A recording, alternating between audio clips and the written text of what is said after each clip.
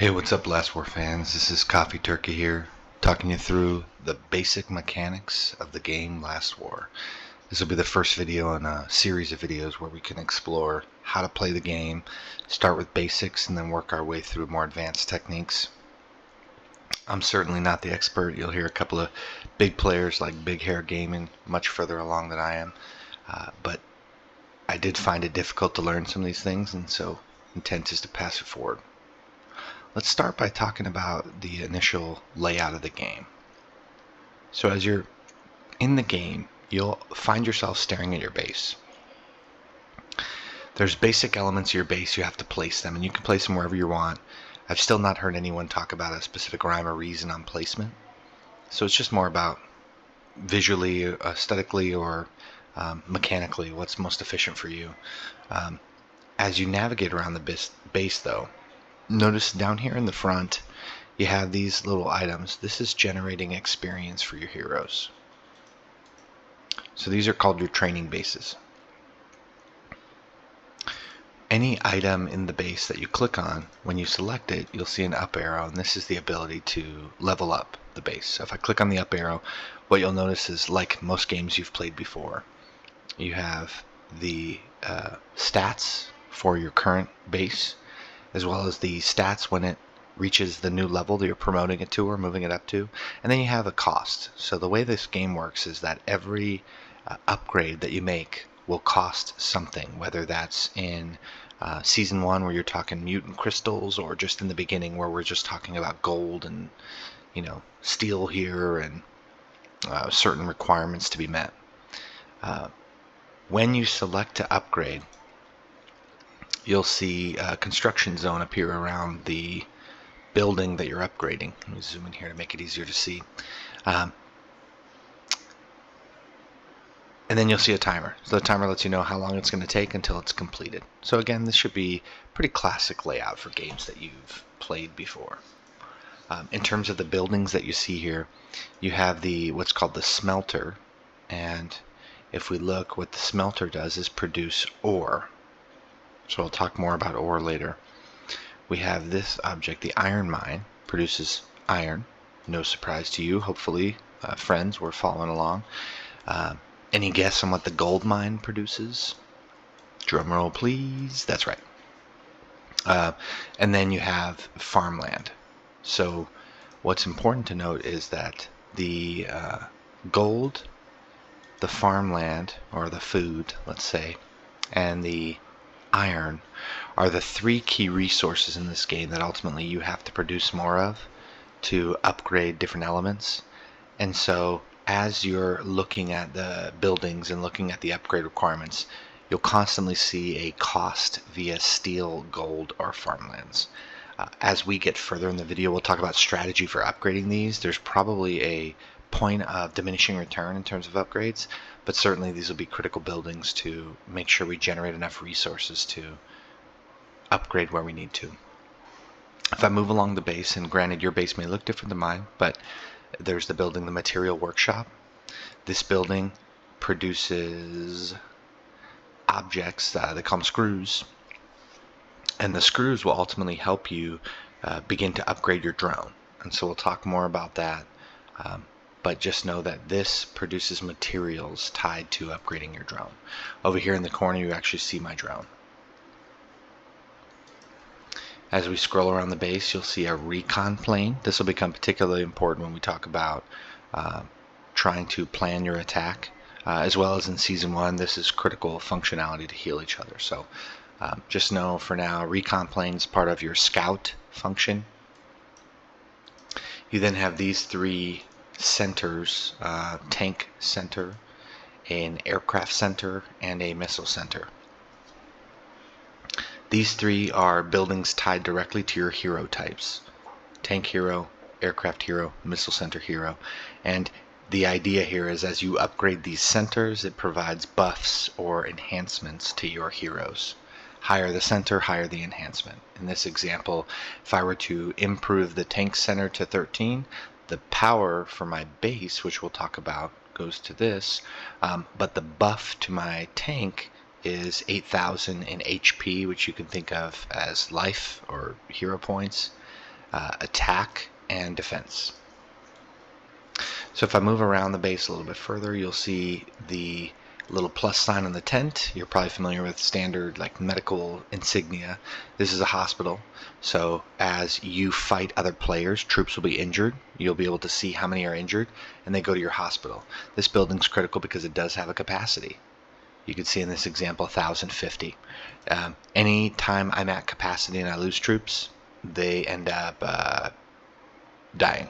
So send them up to the last war gods for judgment. Hopefully they fought hard.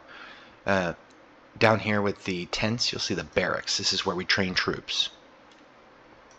And then over here, you'll see an item tied to decorations. Decorations, there's lots of really cool different decorations that you can drop in your base. And the way to think about a decoration is that it provides a buff to all of your heroes.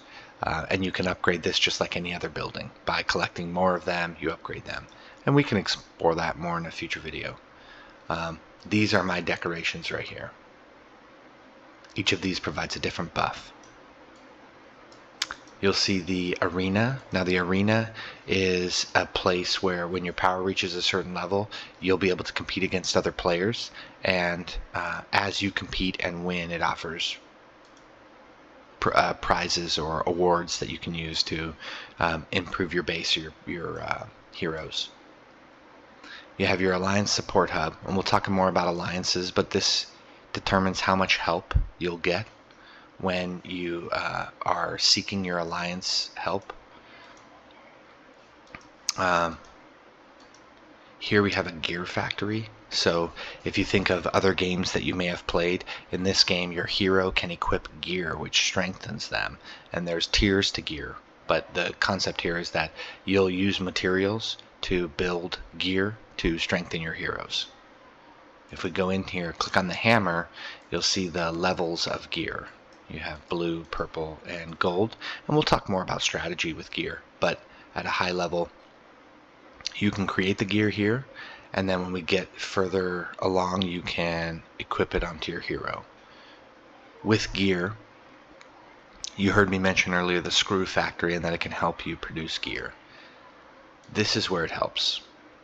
In your base, you'll collect the screws, and as if we were in medieval times, we'll merge or melt these screws down, and we're going to make some super alloy.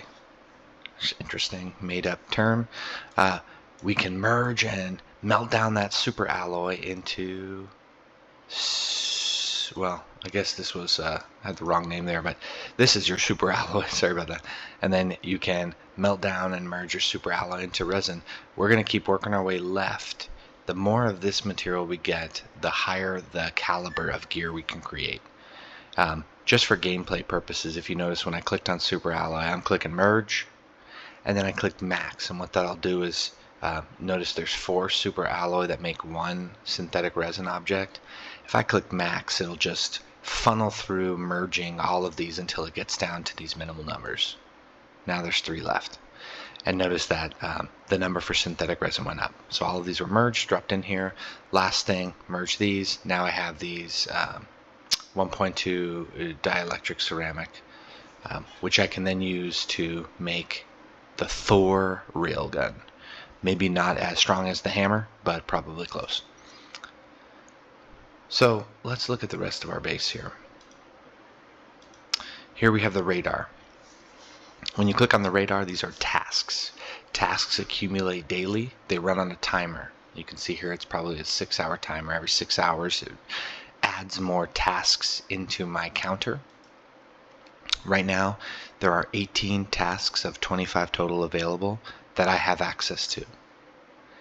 When I see a red dot here, that tells me that if I were to click on the task, it will auto-complete. And you saw the objects there: steel, gold, experience, and drone points. We already talked about steel and gold are used to upgrade your buildings. Hero experience upgrades your heroes, and battle data upgrades your drone.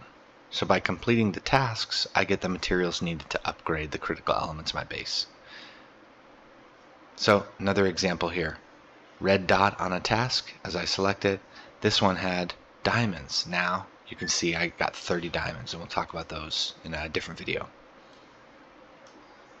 So I'm scrolling down, now you'll see the drill ground. So this is where I can see how many units I have, or troops that I have, and I'm at the max right now, 4784. You can also see the composition of your troops. I have level 3 and level 4. L3, L4, or T3, T4. You'll sometimes hear terminology like T8s and T9s, and it's just referring to a troop level. So we'll work through the last couple of buildings. You have your tavern here. This is where you can recruit heroes. So one functionality in the game is you get these recruitment cards. And the recruitment cards can help recruit gear or objects for you to strengthen your heroes or your base.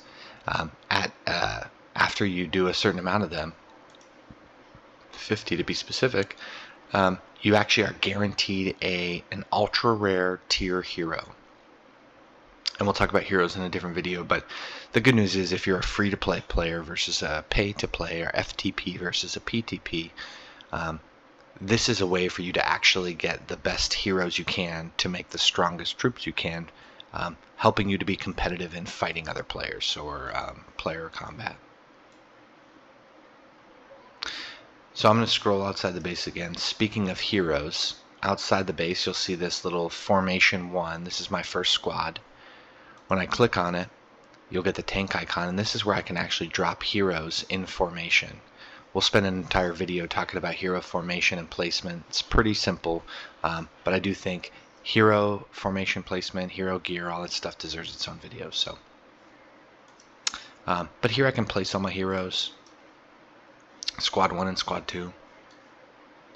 This, when you go to it, right now as a new player, this is guiding me to finish completing my objectives to ultimately complete the first part of what I would call the campaign of the game. This is where you're going to be fighting standard characters to move to the next stage of the game. Many of you, when you signed up for the game, you saw this type of gameplay where I'm moving my squad left and right. I'm trying to aim the fire towards objects or enemies. As you do this, as you get further along in the game, they call this frontline, and you can play this usually on Sundays. It comes out. As you slide your heroes left to right, they're shooting forward, and you're trying to use that bullet trajectory to hit the objects. The red objects on the left, that one right there, you notice it had a negative number. That means you lose troops. After you shoot it a certain number of times, it turns blue to a positive where you gain troops. And to beat some of the missions or objectives, you need to gain as many troops as you can. So that'll be part of the strategy when you hit elements like that of the game in frontline. Here I'm just completing the first level of campaign. So let's pan around and just finish. We'll round out the UI here. So along the right, you'll see events. These are menus that when you click in, you'll see sub-menus to navigate to. Right now there's the musical journey, the golden melody event going on. When you see a red dot, that indicates that there's something for you to select. You've unlocked something, or there's something new. So not dissimilar from other Microsoft objects that show an alert when there's something to draw your attention.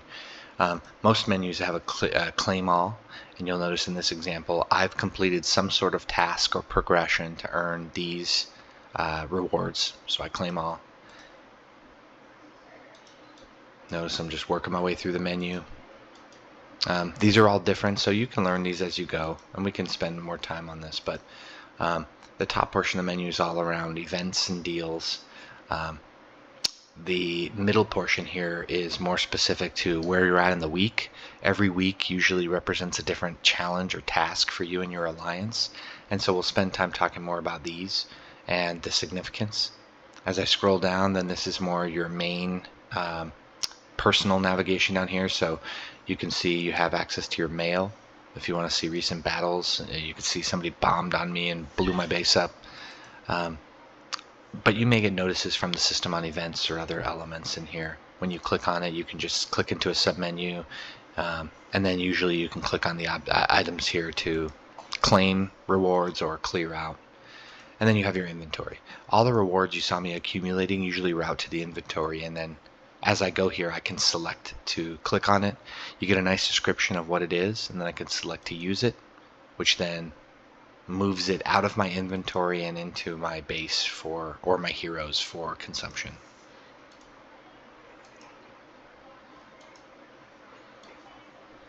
Over on the left hand side you'll see a little hammer for your building queue. Part of the name of the game here is to build up your base, and you get a fixed number of builders. What you'll do is select whatever area of your base or building type that you want to grow. You'll click the building and then you'll click the up arrow.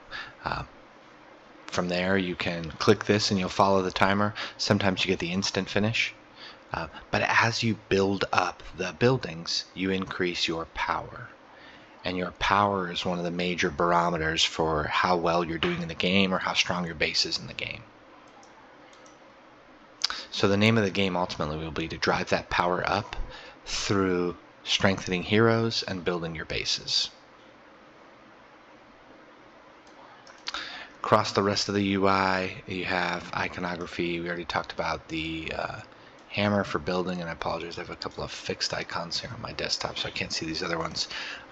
We can go into these other menu items at a different point in time, but ultimately they're going to take you to different places in your base where there's objectives for you to achieve that can unlock more resources.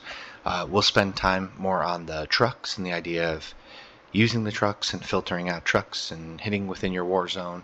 We'll also talk about tasks and the idea of plundering tasks and how you get that. So we'll spend time in more videos, but hopefully this helps you with just general orientation to the purpose of the game and your base. Well, hopefully you'll come back and see me again. Here's Coffee Turkey, and I'm out.